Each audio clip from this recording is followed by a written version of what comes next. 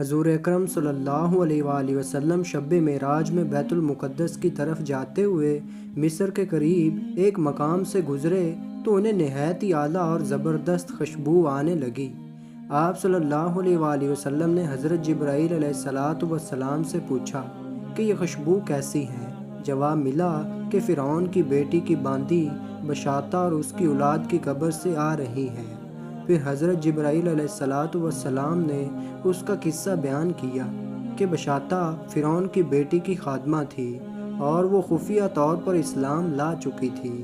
ایک دن فرعون کی لڑکی کو کنگھی کرتے ہوئے اس کے ہاتھ سے اتفاقاً کنگھی گر پڑی۔ وہ اٹھانے لگی تو اس کی زبان سے بے ساختہ بسم اللہ نکل گیا۔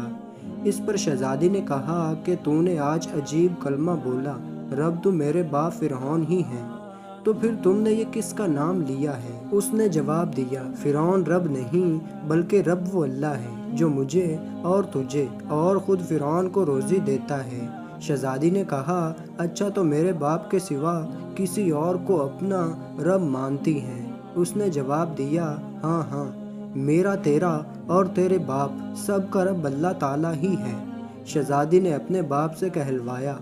وہ سخت غضبناک ہوا اور اسی وقت سے سر دربار بلوا بھیجا اور کہا، کیا تو میرے سوا کسی اور کو اپنا رب مانتی ہے؟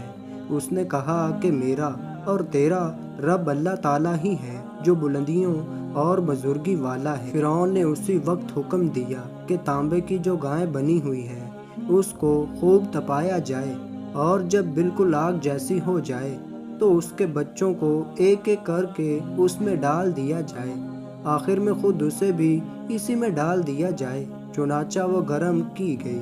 جب آگ جیسی ہو گئی تو حکم دیا کہ اس کے بچے کو ایک ایک کر کے اس میں ڈالنا شروع کرو۔ اس نے کہا، بادشاہ ایک درخواست میری منظور کر، وہ یہ کہ میری اور میرے ان بچوں کی ہڈیاں ایک ہی جگہ ڈال دینا۔ اس نے کہا، اچھا تیرے کچھ حقوق ہمارے ذمہ ہیں اس لیے یہ منظور ہے۔ اس کی دونوں بچیاں اس کی آنکھوں کے سامنے اس میں ڈال دیے گئے اور وہ فوراً جل کر راکھ ہو گئے۔ پھر سب سے چھوٹے کی باری آئی جو ماں کی چھاتی سے لگا ہوا دودھ پی رہا تھا۔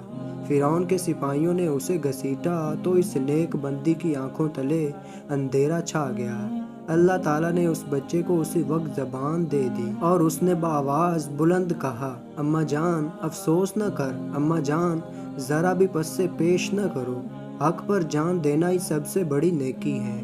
چنانچہ انہیں صبر آ گیا، اس بچے کو بھی آگ میں ڈال دیا گیا اور آخر میں ان کی ماں کو بھی اسی آگ میں جلا کر مار دیا۔ یہ خوشبو کی مہکیں اسی کے جنتی محل سے آ رہی ہیں۔ سبحان اللہ۔